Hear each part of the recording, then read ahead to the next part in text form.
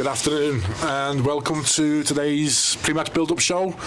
Big one against two-time FA Cup winners Bury FC. Yes. So today's coverage, including the commentary, will be brought to you as normal by PZ's Scaffolding, and I'm joined by our roving reporter again, Brendan Doyle. Hello again, Stephen. Brendan, first of all, how is the foot? Medically, it's okay. Do you want to explain or do you want me to? So, last week, rushing home from Chase Town after a dismal 6-0 away defeat. Brendan asked me to drop him off in the heart of Anfield. I'm trying to get home for the Liverpool-Aston Villa game. He gets out the car and I drive away over his foot. Well, I parked the car on the foot, didn't I? Fat whippy claim coming in here.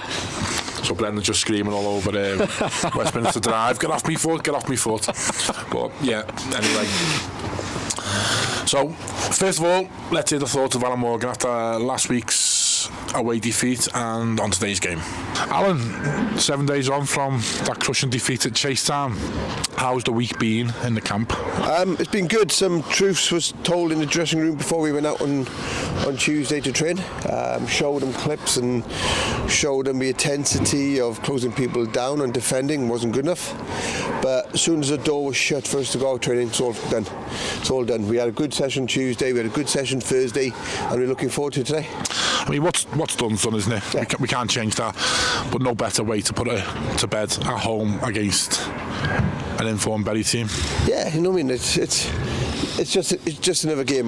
You know what I mean. That's why we've got to put right what was wrong last week. You know what I mean. It doesn't matter who we're playing, Bury, Chase Town, whatever. You know, we can't have a performance like that. Even though we started well for the first 10 minutes, we just kind of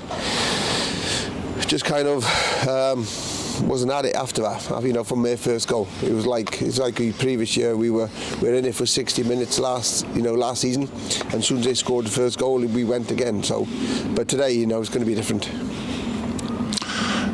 Another opportunity as well to get this bit of a hoodoo off our back with our home form, and against a team that have only won one away. So, listen, it's a hard game for us. It's a hard game for us. You know, Bury are most probably got the biggest budget in this league, got biggest budget, even in that league above. So it's going to be hard for us. You know, but we're at home. You know what I mean? We're at home. We've got to make sure. You know, people can talk about the home form and stuff like that. We've got to kind of make sure we perform and see what happens after that. They will bring a lot of away fans. Will that have a factor on it at all? Probably outnumber the Bootle fans, or no, not at all. Not at all. Doesn't matter if they fill it. Doesn't matter if they bring one. Doesn't bother to me. You know what I mean? It's what we do and it's what Bootle Football Club do. That's all that matters to me. And 2 new signings announced in the last 24 hours. What can you tell us about these young players? Yeah, young excitement. I mean, we need to get some excitement into it. You know, players who can open doors and and stuff like that. And you know, they're young. They want to improve. We want to prove people wrong. That's decisions was made in the past by him. But at the end of the day, I just want him to come in and enjoy it, and we'll give him a platform to do that. Okay, thanks, Alan. And hopefully we'll have a good chat and a smile on your face at sure 5 to 5 later on. Thank you.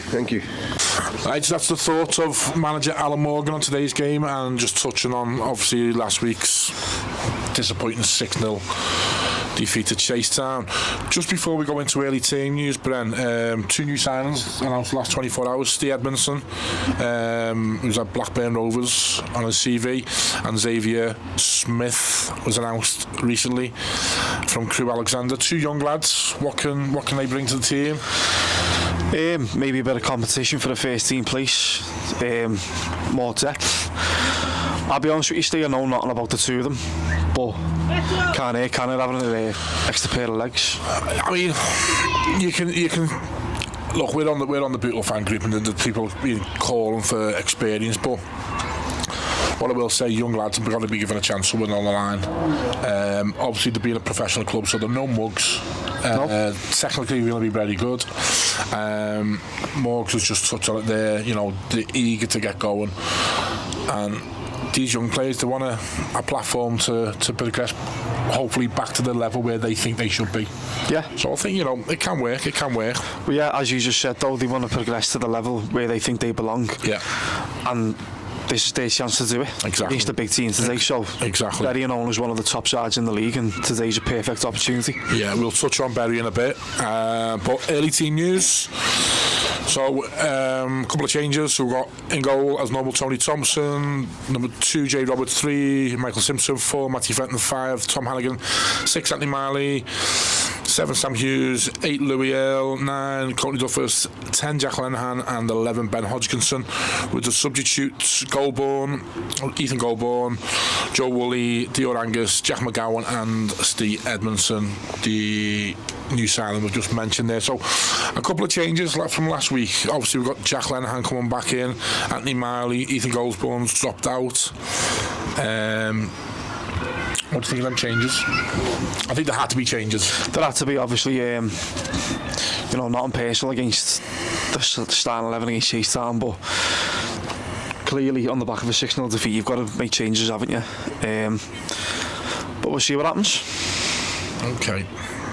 We're gonna reflect on the previous 2 games since we last done our pre-match build-up show in a minute. But have you ever thought what goes on behind the scenes and what the kit man does, and a day in the life of a Bootle FC kit man? Give it to Freddie to send over to put together. Plain and simple. Washing machine, dryer, shirts, 18 shirts, Kaz's towels, warm-up tops, jumpers, match day bibs, match day pants, white socks, Under Armours, all the other socks, all the other Under Armours, shoulder kits, and then a bit of everything in them drawers, to be honest. Nothing really thingy. Tablets, old kit, jellies, scarf, yeah, 18's kits, that you're going like to leave today for me. And then coat behind you, kits and shit. Where I want the lads to sit, or where they normally sit, is I'll put the little hanger and I'll put it on just on the floor for now. So I know what stuff to put where,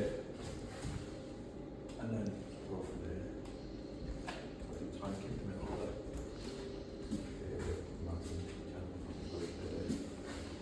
So what's the order? Don't tell people. Is it random? It's not typically an order, it's just where, so when the lads come in on like Tuesdays and Thursdays and training, this is near enough where they'll sit. So all I'm doing is putting it where they normally sit. I'm not doing anything else. That's it. Easy peasy.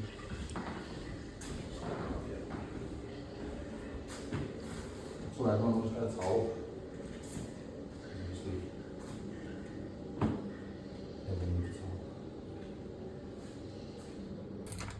This is my little match day care package.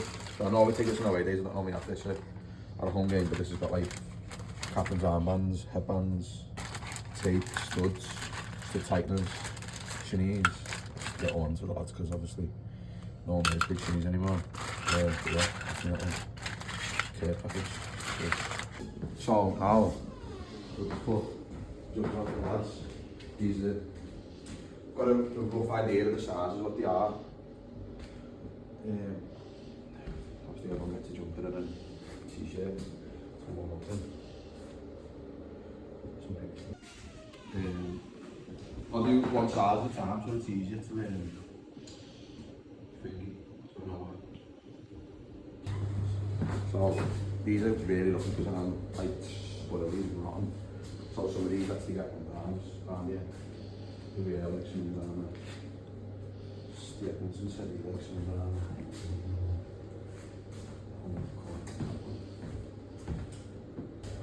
So, again, the lads are quite lucky.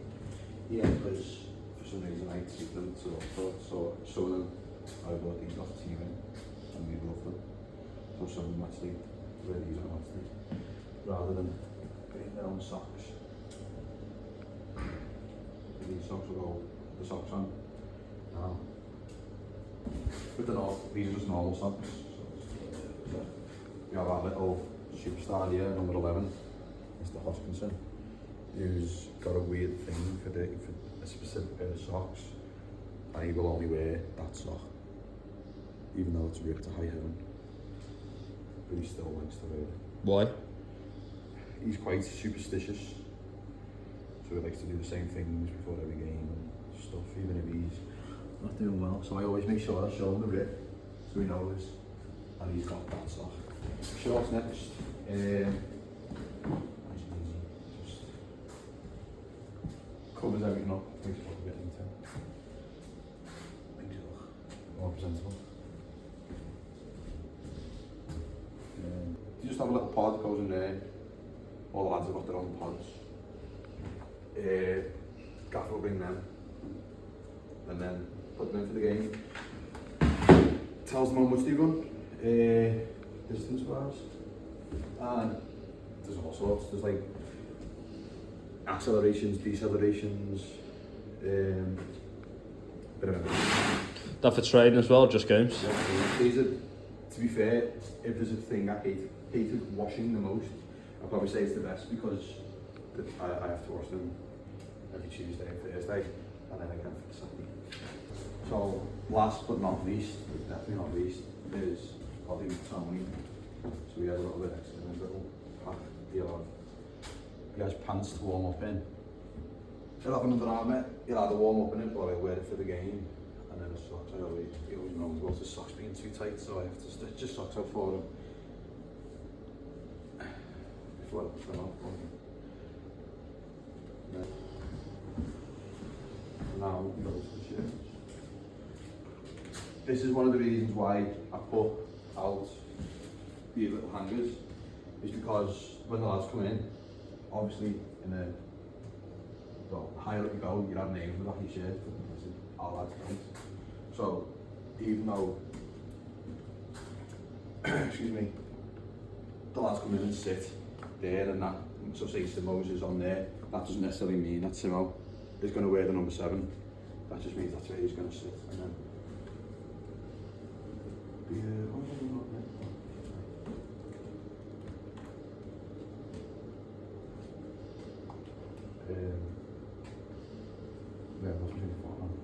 but yeah, that doesn't necessarily mean the lad's going to wear that number for that game,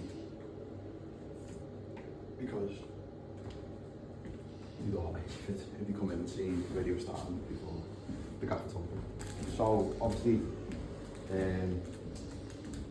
Remembrance Sunday, this Sunday, so every year we'll put poppies on the nearest game for that. Just a little sticker goes on the chest.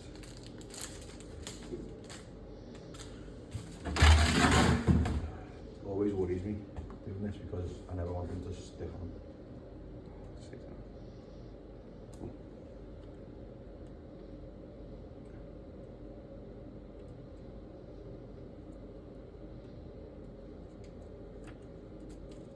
Just try and put it as central as I can. Done.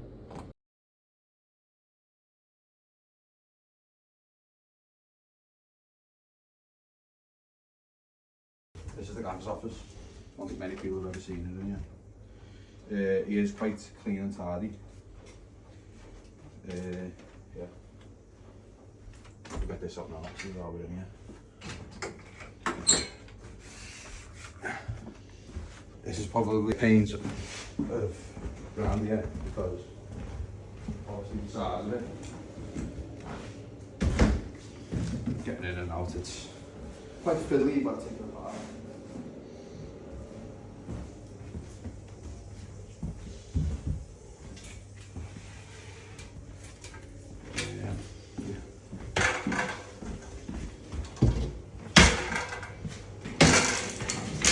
So on here, Morgs will go through obviously tactics and stuff. They'll put the set pieces on here, other things.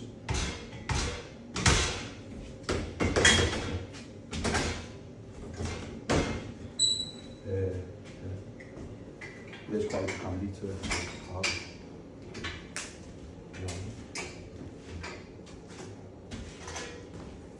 setting up for the game. We still think he lives here, don't we? He does, I think. Definitely got a camp Lucky bed. Bills or something. Definitely got a camp bed in that changing room somewhere along the line. But yeah, he gets here early, does a good job, Mark. And great to see, obviously, getting more behind the scenes and seeing what people do. So, since our last home game, which was Congleton, we haven't talked about it really. So, we'll talk about Congleton. Yeah. So, Congleton was struggling. We're at home, we're looking to improve on our poor home form. It's got to be said, it is poor. It is. And I think we were all really optimistic going into that game. What happened? Just same old story, couldn't get going. Didn't take our chances, but they took their one crazy chance from just past the halfway line, was it? Yeah, some goal, some strike. I called it as soon as he hit it. I said, it's done him. Yeah. And you know what? I mean, people go, it's goes from the halfway line, goalie. I thought, no, it's an opportunist. Oh, absolutely. He's seen it and he's executed it perfectly. Yeah, it's no fluke or not, and he's meant that. It's a great goal. Yeah, I mean, first half we had chances, didn't we? The keepers made a couple of saves. I mean, Courtney Duffus had one where, for me, he's got to put the keeper in the back of the net with the ball. Keeper's made a comfortable save, but I think it's just, again, we're not taking them chances when we need to take them chances. And we'll, at this level, every team's going to get a chance, aren't they? Of course. But we've got to score these the same as last season. We need 5-10 good chances to score one goal. Yeah, and that's not clinical enough. No, it's got to improve massively. So yeah, that was a home defeat again, with that wonder goal, and then we move on to Chasetown away. So Morgs apologised after the game. No team wants to go away and lose 6-0, and I mean, obviously we had a 2-hour drive. I didn't get home till after 8 o'clock. We've got travelling fans down there paying good money to go down. It's not great. The fans weren't great after the game, were they? But all we can do, look, that's done and dusted now, isn't it? And yeah, all we can do is move on and learn from it, put it behind you. Focus on the task ahead, which is a huge task ahead. Berry are bringing a lot of supporters to the function rooms open today due to their travelling support. But not only the travelling support, though, they're a good side in the league. We're a poor away record, might that, but we've... You steal me thunder every single time. All the stuff I want to talk about, you to apologise. No, it's good. It's good. We're on the same wavelength. Well, we are, yeah. But we've just got to basically improve ours and keep theirs worse. Listen, you're only as good as your last game, aren't you? Yeah. So, look, we'll put a performance in today. I thought last week we started off okay. First, I think it was 13 minutes to goal, and we probably had the better play. But as soon as that goal went in, it was just like heads dropped, and we just didn't lay a glove on them after that, did we? No, it's... what was worrying for me, it was the amount of crosses that they scored. I think it was four of the goals come from crossing positions. Yeah. But you know what, nice club, lovely little ground, Chasetown. Sharp people as well, to be honest with you. Well, look, you get these mad results. We had a 6-3 at home against Vauxhalls last year. You know, these results can happen in any level of football. So we'll put that one to bed. We move on and on to today's game. So I had a little look before doing my prep. First of all, how do we turn our home form round? $1 million question. Wish I knew the answer to it. I don't know, just maybe try different formations, different tactics, different approach to the game. I really wish I knew the answer. 2 home wins, Avro and Atherton College, was it? Yeah. In the league anyway. And against 2 good teams as well. Yeah. Atherton College were flying, Avro were doing really well. But then we've seen teams come. Sporting Calcer, terrible run. Congleton, terrible run. They were on minus goal difference as well, weren't they, Sporting Calcer, and that was one where I think I went into that sort of in my head thinking, alright, yeah, do you know what, this is a good chance to grow our confidence back at home. And gimme. Yeah. I mean, but what I will say about Sport and Calcer, they backed it up with a great home win against Bury. Exactly. So Exactly. So they might have just had a poor start, recruited some players, and turn it around. You touched on obviously the bar's open there. They're going to get a good crowd. And I asked Morgs this in the interview before the game. Do you think that'll be a factor today? Because we're going to be outnumbered. we are, no doubt about it. But I probably sound like I'm contradicting myself a little bit here. I was just pointing out the number of supporters that they bring them. But having said that, they have got a pretty bad away record for their standards, haven't they? So, yeah, I'm going to touch on the away form in a sec. Yeah. So, I don't know. Does it play a factor? I hope it. I mean, I hope that continues today of it not playing a factor, but we just don't know, do you? Yeah, well, we're expecting a decent crowd today, which is it's great for us as well because we get a bit of a increased revenue from it, which we know the club invested back into the club as well, so which is good. But both bars are open today, so we are anticipating. Must explain the back-to-back happy hours as well. Yeah. Right, okay, so let's go on to about Bury. You touched on it there. They've only won one away all season in the league, and that was away against Trafford, who were rock bottom. Yeah. So they're not travelling well. Now, is that a case of they've got the artificial pitch at home, so it's a bit of a... They're used to it, and when they go away on grass, I've seen some of their fan comments and saying that they struggle on grass pitches. Anything in that for you, or...? I wouldn't say the pitch really, no, because, well, if that's the case, then we sort of have the opposite problem, don't we? We're used to playing on, no disrespect to other teams, but lesser pitches than this. And alright, apart from last week, maybe one or two others, we seem to do alright away from home, haven't we? Despite having a fairly okay pitch ourselves. My fear is Bury will see this today, see this pitch and go, like a lot of teams do, we'll have this. We'll up for this today, because they're not going to play on a flatter bowling green more than this, are they? So, I mean, if you could bottle Bury and Bootle up, you'd have the perfect team. So they've got one loss in the league, I think, against Stalybridge, and we've got the second best away record.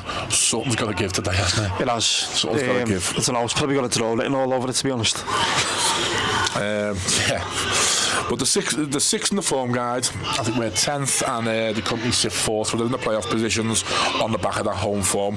They'll be looking, Dave McNabb and their backroom staff be looking to obviously improve that away form. Let's hope it's not today. So yeah, anyway, touch on David McNabb, ex-Bootle manager. I don't know, never met him. What can you tell us about him? Well, I came August 2023 and he'd been here a few months, so I didn't really see much of the McNabb era, but it did look like he had a little bit of a team going just before he left. Bury came calling, and let's be honest with you, Steve, as most people in the league, whether it's management or players, probably would go, considering the wages that they pay. I'm led to believe. I don't think it's just wages though. I think it's I mean, listen, people could say, the cynics will say it's not the same Bury, but it is the same Bury. Yeah. It's just the other owner who ruined the club. The fans have brought it back under AFC. They've merged with Bury FC now. They've got the stadium back. They're a massive club. 8,000 fans last game of the season last year in the North West Counties. For this level, no matter how you look at it. It's similar to Macclesfield. It's probably a club who's going to have the infrastructure and the revenue there to go bump through the leagues. Yeah. So it's not. I don't think it's just about money. It's about what can be achieved. Yeah. You know what I mean? Absolutely. But 8,000 at a home game, no matter what way you look at it at this level, is brilliant. Yeah, ridiculous. You know, fair play for the people who stuck by them when they fell from the league. So I remember it. I know. Yeah, I was at Vauxhall's when we were challenging Bury, and there was a few issues over the AFC and the Bury FC. Yeah, that's right. Two fractions, but they seem to have it sorted, go in the right direction, and I'm sure, like I say, they'll get somewhere back to where they were in time. But I was looking at the history. So they're actually two-time FA Cup winners, which I mentioned. Yeah, that's right. And they won the Football World Championship winners in 1904.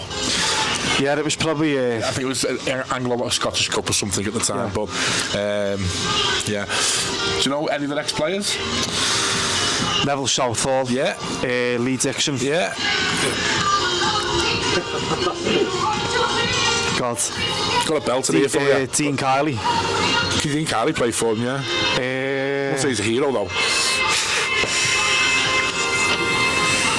I want to go for Terry McDermott. Brilliant. There you go. Yeah. I've actually got his tie from the 1977 Cup final. There you go. Yeah. Terry McDermott. Yeah. I'm sure there's a few others. Well, Colin Bell Played for Man City, did he? And you mentioned D. Kiley, someone who plays in D. Kiley's position. Yeah. Kasper Schmeichel. Kasper Schmeichel was on loan at Bury. Didn't know that. Yeah, but Terry McDermott, I've got a story about Terry McDermott. I'll tell you off this, it'll go too long. Okay. But great story about Terry McDermott. Right, okay, so that's Bury in a nutshell. Yeah. We've done them justice. But basically, just, I don't know if I've told you before, I've actually got a deep connection with Bury. I remember seeing them get promoted away at Chesterfield 2011. I was there loads as a kid, and it's just to be playing against them today. As a member of the Bootle media team, it just feels like a bit full circle for me, really. Well, one good thing that comes out of Bury, which is amazing, I'm going to say, is Bury black pudding. Absolutely, I had that for me breakfast this morning. Did you? Funny enough. Oh, yeah, definitely. Yeah, fantastic. I love a bit of black pudding with my brekkie. Best thing on the full brekkie plate, I think. Right, so we'll go into just a bit of housekeeping now. Women's update. Lola Dutton has left the club. Boo. Alex is not happy about that. Last time out, 5-3 win against Sefton Park Rangers. Were you there? Oh, wait, no. No, okay. And like I always say, if you want to get involved, come down and watch the girls. Next Sunday, a week tomorrow, Bootle Phoenix at home at the Bury Street Garage Stadium. 2 o'clock kick-off. Check your social medias for confirmation of that. Come down and support the girls. And Alex, our media manager, who's the manager of the ladies as well. There will be a minute silence today, our home game before Remembrance Sunday. No doubt that'll be well respected, and it's always poignant. I always, Remembrance Sunday just makes you think, doesn't it? And the sacrifices people give. Let's only write that. Remember. After the game today, we have karaoke in Frank's Bar. So if you're a budding, give me a singer. A budding Adele, a budding. Freddie's singing a bit of Blair later. He's a big Blair fan. That'll be, what time is it, Alex? 6:30 till 9:30? 6:30 till 9:30, so karaoke. Freddie's singing Blair, doing his Damon Albarn impression, and Kai is singing Robbie Williams. All of ice day, I might do my song. Okay. Which is Crocodile Rock. There you go. Get him warmed up. Yeah. So happy hours, some drinks offers in there. It's 6:30 till 9:30. Got nothing to do, get down there. Christmas podcast, I don't think we've had anyone come forward to say they want to get involved. If you do, come and see us. We're looking to film that mid-December.